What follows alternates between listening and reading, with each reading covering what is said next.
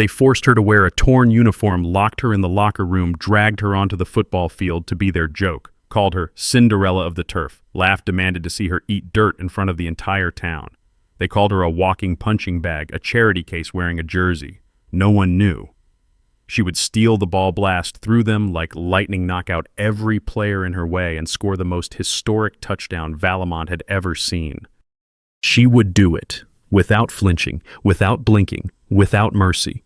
Valamont High School's football field was a crucible of glory and cruelty, its bleachers overflowing with the fevered pulse of Valamont, Texas, their roars a hymn to a football dynasty that had never tasted defeat. The turf, a pristine emerald under the floodlights' searing glare, was holy ground, etched with the sweat and pride of a town where football wasn't a game but a sacred covenant. Its players anointed its victories. Scripture. The annual Boys versus Girls football show was no act of charity. It was a public execution, a spectacle where girls were paraded for the crowd's scorn, their stumbles a ritual sacrifice to the town's unyielding ego. The air was heavy with diesel fumes from tailgates, popcorn grease, and the acrid tang of sweat, the scoreboard glowing like a false god, the local media's cameras prowling their lenses, ravenous for humiliation. The stands heaved with banners. Valamont Vipers forever, crushed the charity case, their colors bleeding under the flickering lights. Into this arena stepped Clara Bloom, 18, her 5'2", 121-pound frame dwarfed by the field's vastness, her faded sweatshirt threadbare, her running shoes scuffed to the sole. Her dark hair scraped into a messy ponytail, her brown eyes steady as steel under the floodlights' assault. Her jersey torn and stained hung loose, its number smudged its fabric, a mockery of the team's pristine gear, her presence a spark in the field's electric haze. A girl marked for slaughter before her shoes grazed the turf. The torment ignited in the locker room, its concrete walls a prison, the fluorescent lights buzzing like a swarm of wasps. The girls' team, their ponytails glossy, their uniforms tailored, circled Clara like hyenas, their laughter a jagged blade. "You're not here to play, bumpkin. You're here to flop," sneered Jessica Hale, the cheer captain, her lip gloss, a slash of malice, her manicured nails slamming the storage closet door as her squad shoved Clara inside, their giggles piercing. They flung her a jersey, its fabric rancid with mildew, its seams splitting its stains, a chronicle of forgotten failures. "Put it on Cinderella. Let's bet how fast you eat dirt," Jessica taunted, her phone flashing as she live-streamed, her voice a lash across the concrete. "Cinderella football, place your bets on her face plant." The girls chanted, their sneakers squealing, their eyes raking Clara's scuffed shoes, her lack of polish a punchline in their polished world. A rival cheerleader, her earrings glinting, leaned in her voice, a hiss. "You're a walking joke. Nobody wants a hick on our turf," she said, implying Clara's rural roots were a stain on Valamont's legacy. Clara's fingers gripped the jersey, her ponytail tightening with a slow, deliberate tug, her silence a fortress, her brown eyes unyielding under the buzzing lights. The crowd's roars seeped through the walls, their cheers a prelude to her public crucifixion, the media's cameras waiting beyond.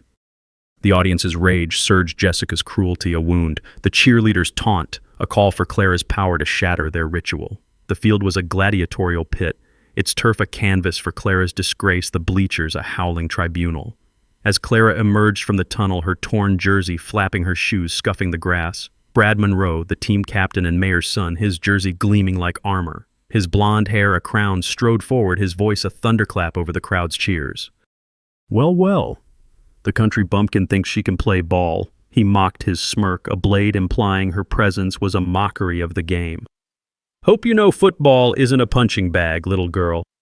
The stands erupted, their banners waving, their laughter a tidal wave. The hashtag Cinderella crash hissed in the crowd. Head coach Harlan Voss, his whistle a silver talisman, tossed a dented helmet at her feet, its straps frayed, its shell scratched.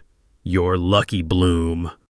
You're our live-action mascot today. Don't scuff my new turf," he growled, his clipboard gleaming, suggesting her role was to amuse, not compete. The boys' team snickered, their cleats polished, their eyes dissecting her faded sweatshirt, her isolation a public spectacle. Assistant coach Lyle Trent, his cap tilted, joined in his voice a sneer. "She's here for the pity points. Let's give the crowd a show," he said, implying her effort was a charity stunt. Clara's fingers adjusted her ponytail, a subtle twist that hinted at her discipline, her silence a shield, her brown eyes steady under the floodlight's glare. The audience's fury burned Brad's taunt a wound. Voss's scorn a call for Clara's strength to upend their altar. As Clara stepped onto the turf, her torn jersey flapping under the floodlight's glare, the equipment manager, his clipboard clutched tightly, smirked from the sidelines, his voice cutting through the crowd's chants. "She's wearing a rigged helmet. Let's see how long it holds," he shouted, revealing he'd tampered with her gear to ensure it would fail, painting her as a fragile liability destined to collapse. "This bumpkin's no athlete she'll crack before halftime." The crowd roared their banners, waving their cheers, spiking with hashed broken bloom, their eyes dissecting her scuffed shoes, her stained jersey a symbol of defeat. A booster nodded the manager's sabotage, a public indictment her safety mocked.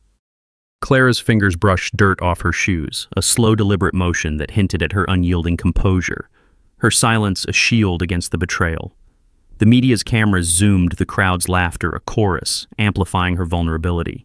The audience's rage surged the manager's dirty tactic, a wound his arrogance, a call for Clara's power to shatter the field's lies.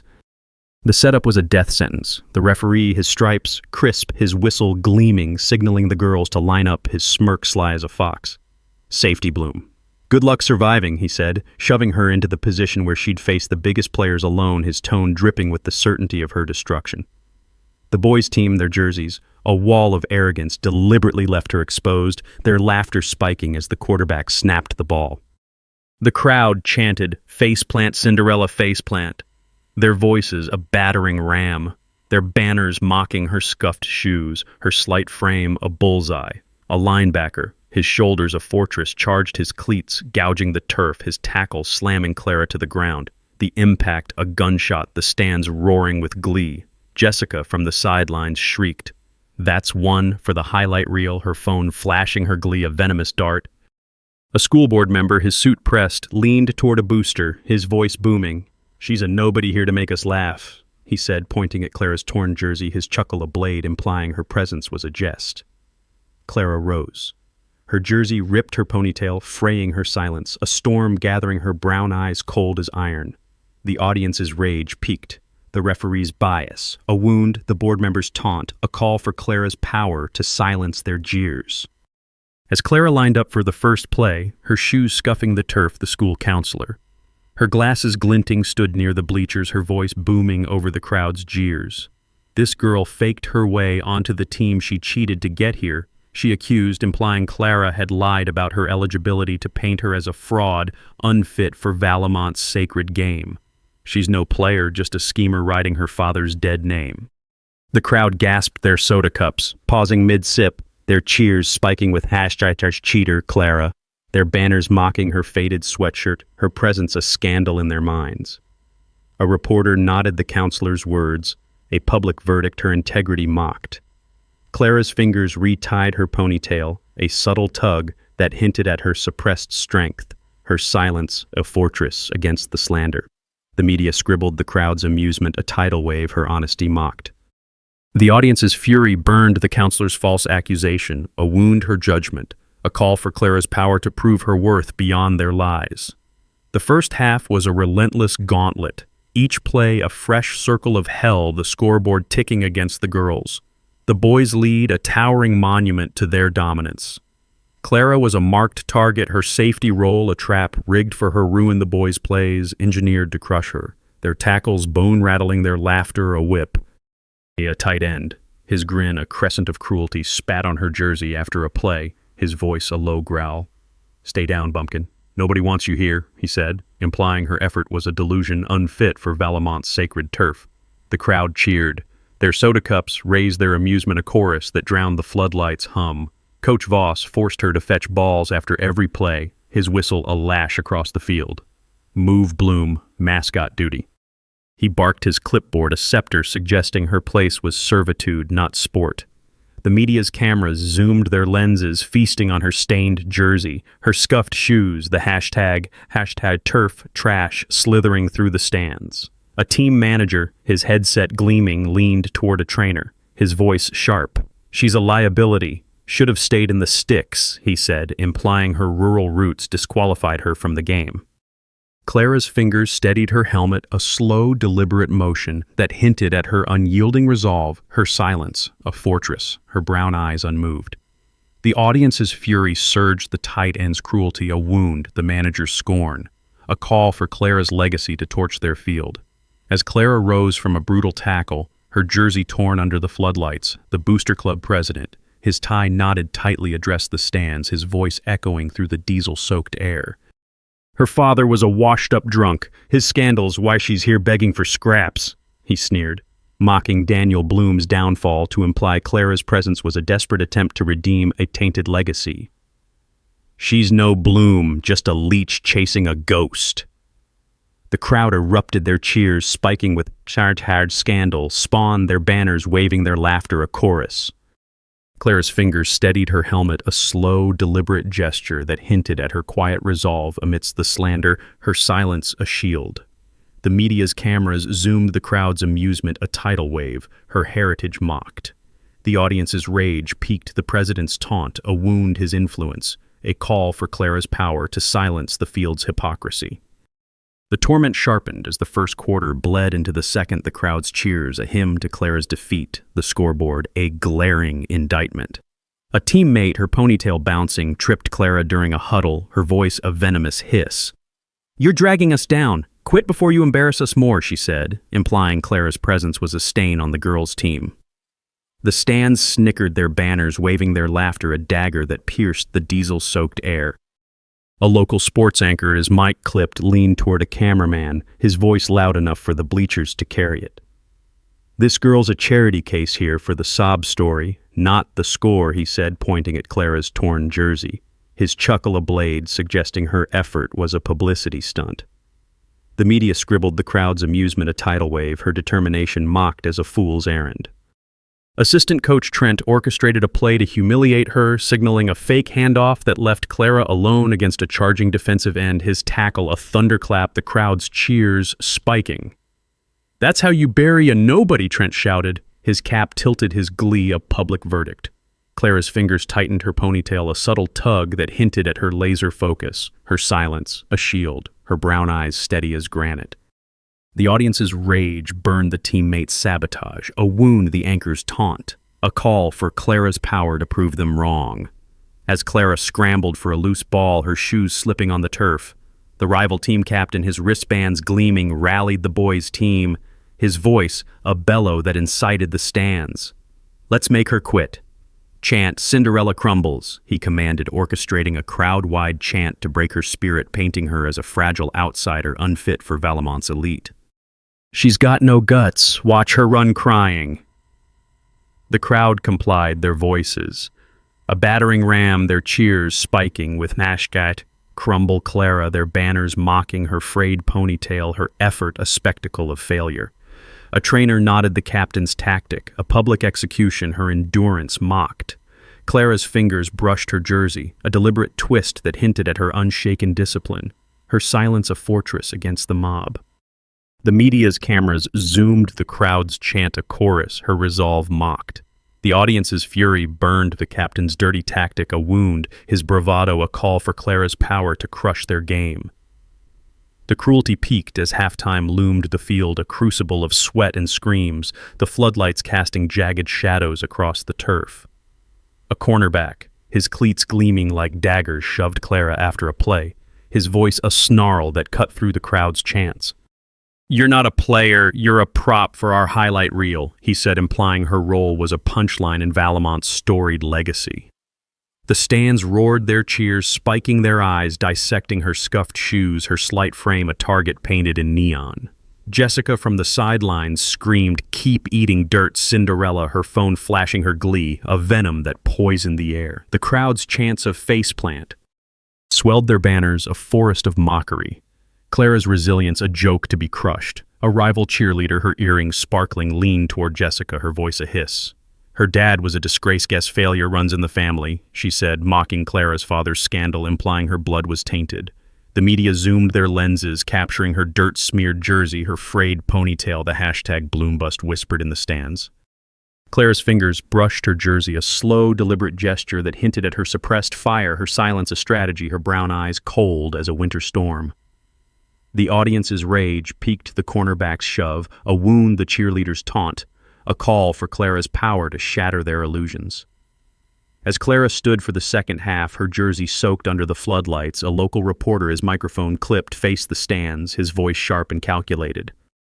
"Clara Bloom's a danger on this field. She's untrained and out of her depth," he declared, spinning a false narrative of incompetence to paint her as a reckless amateur, unfit for Valamont's game.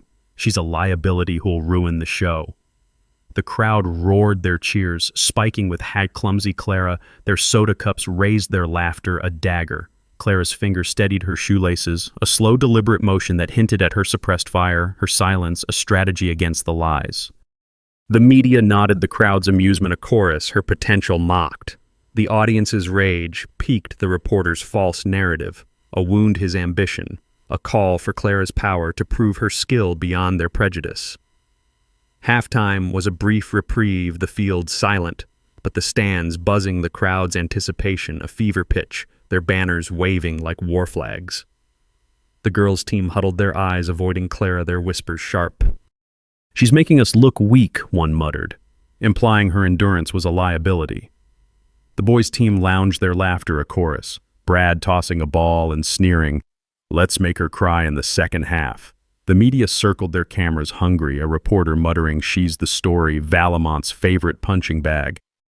Clara stood alone, her torn jersey soaked, her shoes caked with dirt, her ponytail loose but retied with surgical precision, her silence a vow, her brown eyes scanning the turf like a general before battle. The audience's fury simmered, the team's disdain. A wound, the reporter's words, a call for Clara's triumph to silence their field. The second half ignited the field, a furnace, the floodlights buzzing the crowd's chants, a relentless mantra of mockery.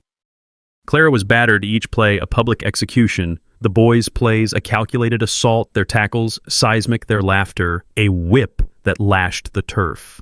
A defensive tackle, his bulk a mountain, targeted her, his charge deliberate, his tackle slamming her into the turf, the impact a cannon blast, the stands erupting. "That's how you break a charity case," he roared, his voice a verdict, implying her place was beneath their cleats. Coach Voss signaled a trick play, a staged fumble designed to leave Clara scrambling the ball, rolling just out of reach, the crowd's laughter spiking as she dove and missed, her jersey smeared with grass. "Pick it up," mascot Voss bellowed, his whistle a taunt, his clipboard a gavel. The media's lenses zoomed, the hashtag #ClaraClown hissed in the stands, her effort mocked as futility. Clara rose, her fingers steadying her shoelaces, a slow, deliberate motion that hinted at her unbreakable will. Her silence a fortress, her brown eyes cold as steel. The audience's rage surged, the tackle's brutality a wound, Voss's trick, a call for Clara's power to turn their game against them. The torment deepened as the third quarter unfolded, the scoreboard a glaring testament to the boys' dominance, the crowd's chants a hymn to Clara's defeat. A wide receiver, his speed a blur, tripped her during a play, his voice a sneer. "Stay out of our way, Hick. You're not built for this," he said, implying her rural roots made her unfit for Valamont's elite. The stands roared their cheers, spiking their banners, mocking her scuffed shoes, her slight frame a target. Assistant coach Trent leaned toward the referee, his voice loud.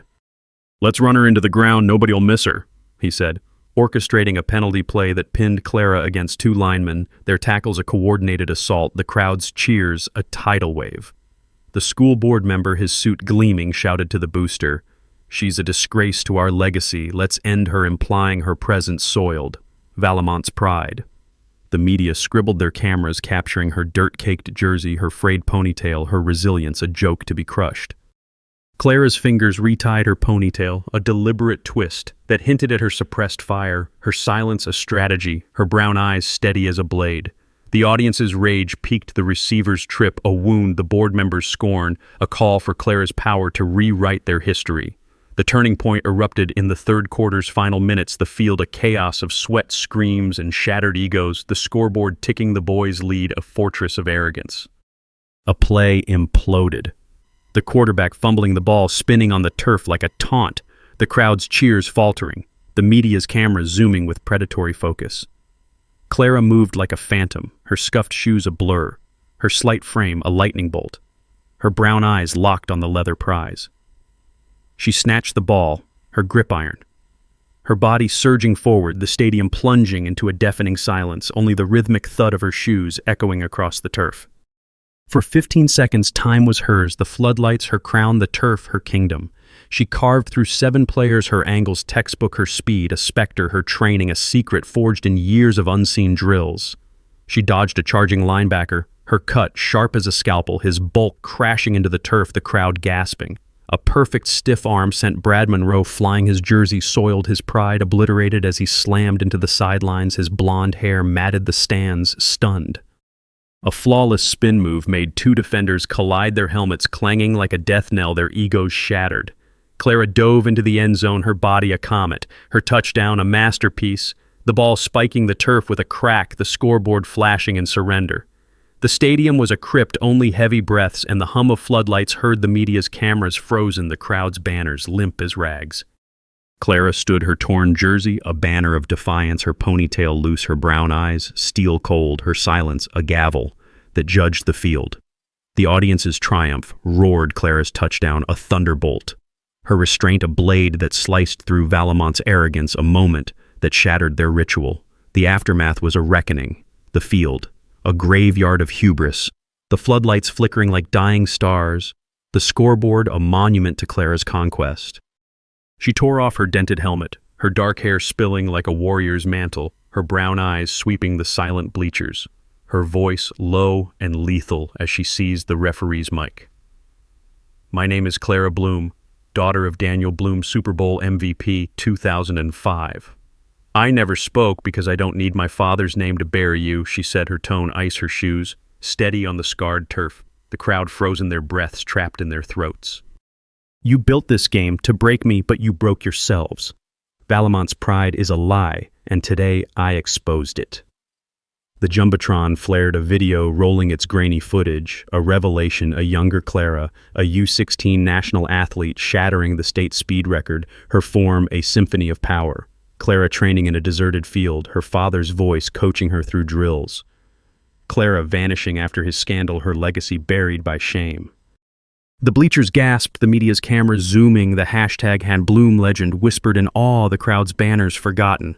Clara's heritage was undeniable, her torn jersey, a crown, her scuffed shoes, a scepter, her silence a verdict that gutted Valamont's toxic heart. The audience reveled in the triumph, Clara's reveal a sledgehammer, her legacy, a fire that incinerated their mockery, her restraint a symphony of domination. As the Jumbotron's video faded, Nathan Reed, Clara's husband, and a former NFL agent tied to Daniel Bloom stepped onto the sidelines, his suit crisp, his voice commanding as he signaled the media, his presence a shockwave through the silent stands. "Broadcast this truth. Valamont's game is a sham," he declared, orchestrating a live exposé with chilling precision, his authority amplifying Clara's triumph. The crowd's whispers turned to panic, their eyes on the cameras, their banners forgotten as a journalist shouted, "This is national." Her voice a testament to Nathan's reach. Clara's touchdown was undeniable, her torn jersey a banner, her brown eyes a storm, her silence a verdict that exposed the field's cruelty. The media swarmed the crowd's cheers, fading Nathan's power, a fire that burned through their illusions. The audience felt a surge of triumph, Nathan's media orchestration, a testament to Clara's dominance, a blade that cut through the field's hypocrisy, affirming her victory before the fallout. The fallout was cataclysmic.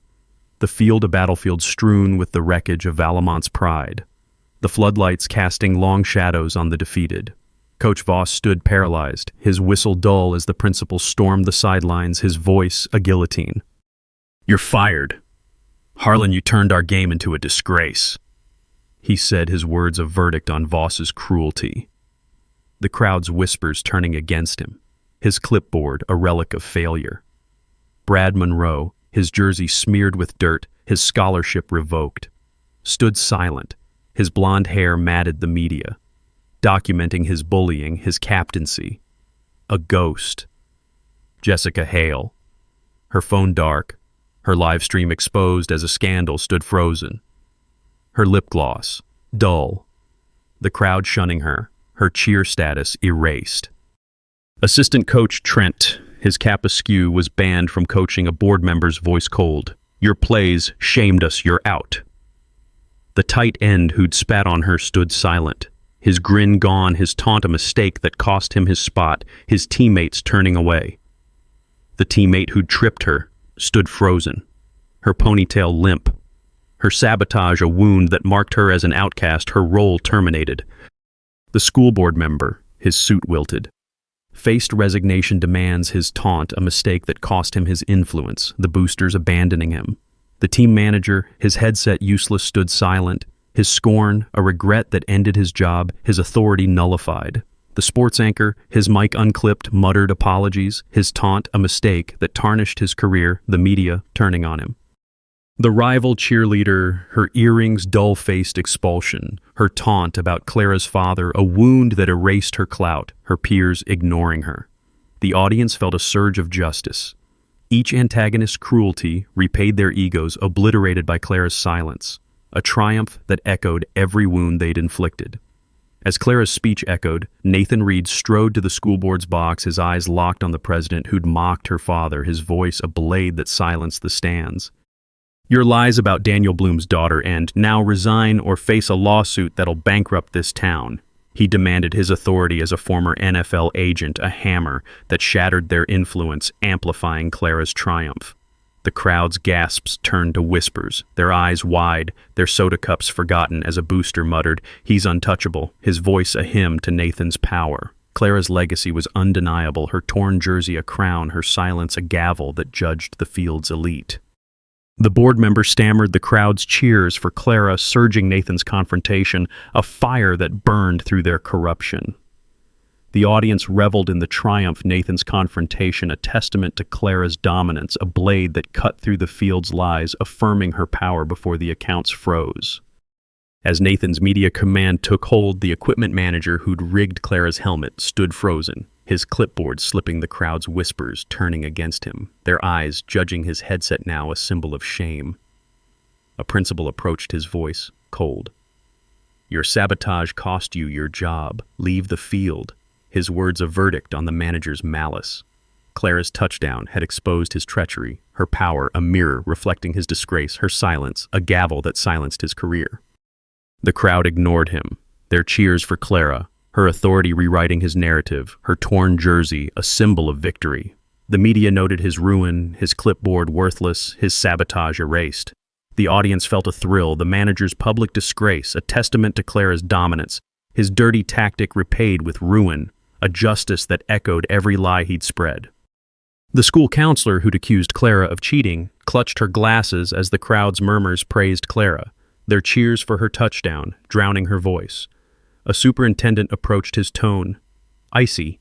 "Your false accusations end your tenure. You're terminated," his words, a verdict on her betrayal, her face crumbling, her glasses slipping.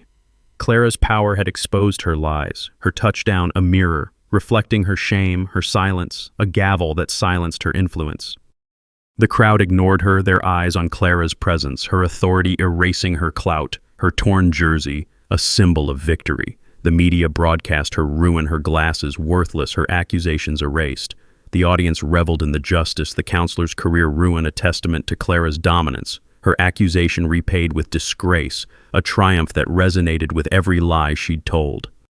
The Booster Club president who'd mocked Clara's father stood paralyzed as the crowd's whispers turned to Clara's glory, their cheers for her power drowning his voice. A board member approached, his voice sharp. "Your slander cost you your title. You're out." His words a verdict on the president's influence. Clara's touchdown had exposed his cruelty, her authority, a mirror reflecting his shame, her silence a gavel that silenced his status. The crowd ignored him, their eyes on Clara's presence, her power erasing his role, her torn jersey a symbol of victory. The media noted his fall, his tie loosened, his taunts erased. The audience felt a surge of satisfaction, the president's loss of status a testament to Clara's dominance, his mockery repaid with ruin, a justice that echoed every sneer he'd given. The field was a testament to Clara's precision, its turf scarred by her speed, its scoreboard a shrine to her domination, its floodlights a requiem for Valamont's pride. Clara refused the honorary captain title, her brown eyes cold as permafrost, her torn jersey, a symbol of her independence, her scuffed shoes, a badge of her victory. She walked off the field, her steps silent, her ponytail swaying the crowd, parting like a sea, their whispers trailing her. That's Bloom's daughter. She destroyed them. But Clara didn't glance back, her silence, her throne, her shoes scuffing the turf with the finality of a guillotine. Valemount High became a national scandal. Its football program gutted its funding, slashed its games, boycotted its legacy, condemned under NCAA scrutiny. The clip of Clara's touchdown, her mic speech, and the shaming of the team went viral, its views in the tens of millions, its impact a legend carved in digital stone. Clara transferred schools the next day, her name a beacon for the silenced her legacy, a fire that burned brighter than Valemount's floodlights. Brad Voss, Jessica Trent, and every bully lived in the shadow of their disgrace, their names footnotes in a story they couldn't rewrite. Their jerseys pawned their cheers, silenced their pride, a ruin that would never rise. She didn't yell. She didn't plead. She dismantled their pride, buried their legacy, and left them choking in their own disgrace. If you loved watching the underdog shatter the throne, like, share, comment your favorite knockout. And subscribe for more stories where the bullied burn the castle down.